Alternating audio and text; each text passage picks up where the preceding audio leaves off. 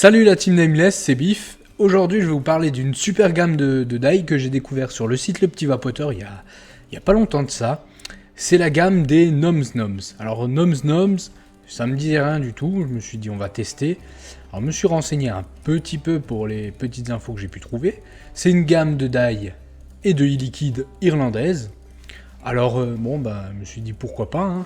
Moi qui pensais qu'ils savaient que boire de la Guinness et chasser les farfadets, eh bien je me suis trompé parce que c'est une gamme que j'adore et dont je vais vous parler un petit peu plus en détail dans cette vidéo. J'espère que ça vous poussera à les acheter parce que franchement j'ai adoré, que ce soit pour les e-liquides ainsi que pour les die, pardon.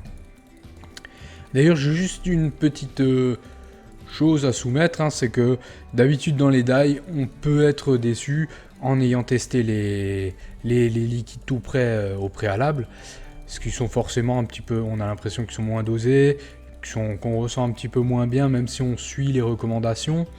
Donc là pour la partie die tout a été fait en 15% sur une base 50-50 en 3 mg de nicotine pour ajouter toujours le petit hit.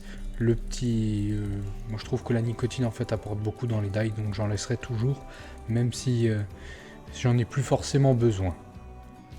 Voilà.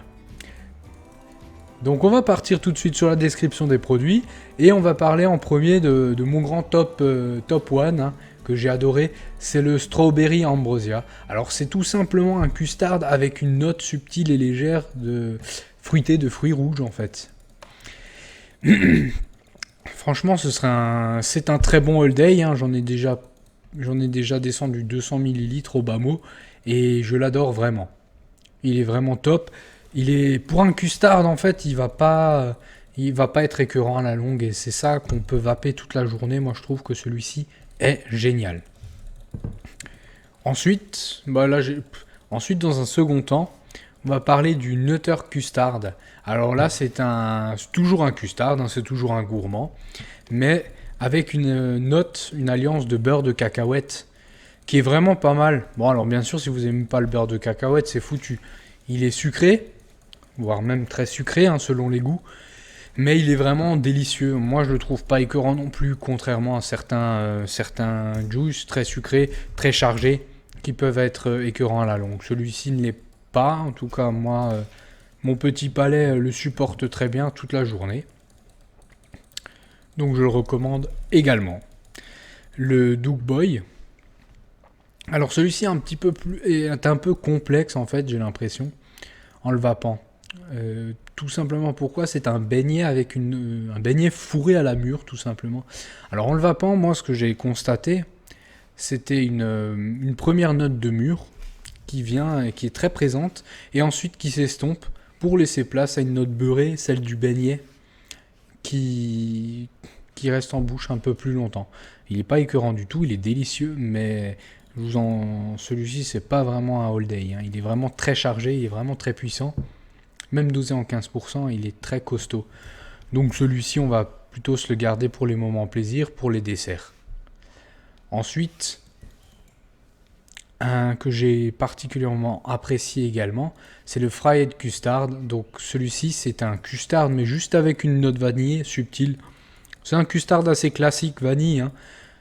Il est très bon. Il est bon en fait, il est sympa. C'est un custard vanille, en fait, il n'y a rien à rajouter de plus. Le goût passe très bien, il n'est pas sucré comme les autres cités précédemment. Il est bien, c'est un custard, si vous êtes amateur de custard, ben celui-ci passera sans problème.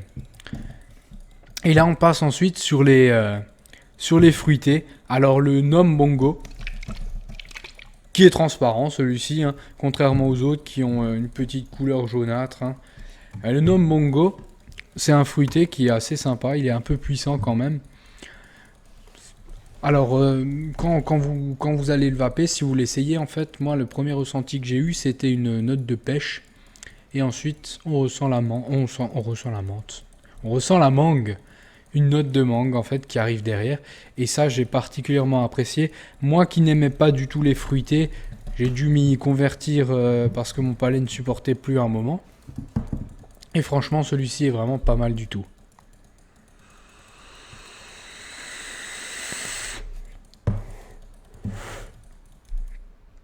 Ensuite, mon petit préféré, en deuxième position après le Strawberry Ambrosia, la Lime Tart. En fait, le Lime Tart, c'est une tarte citronnée meringue. Enfin, pas vraiment meringue, c'est une tarte citronnée sucrée. Et en fait, on sent vraiment le côté sucré, le côté citron. Et vraiment, loin derrière, on sent le côté un peu pâte à tarte, comme ça, qui va venir. Et celui-ci est très bon, mais les avis divergent, c'est soit on n'aime pas, parce que le citron est quand même fort. Le citron est quand même puissant, on le sent bien. Et ce qui est pas plus mal, parce que j'ai vraiment l'impression de manger une part de tarte, quoi. Et là, c'est top, quoi. C'est vraiment tip top. Les deux derniers que j'ai essayé, le Crispy Treat. Oh yeah.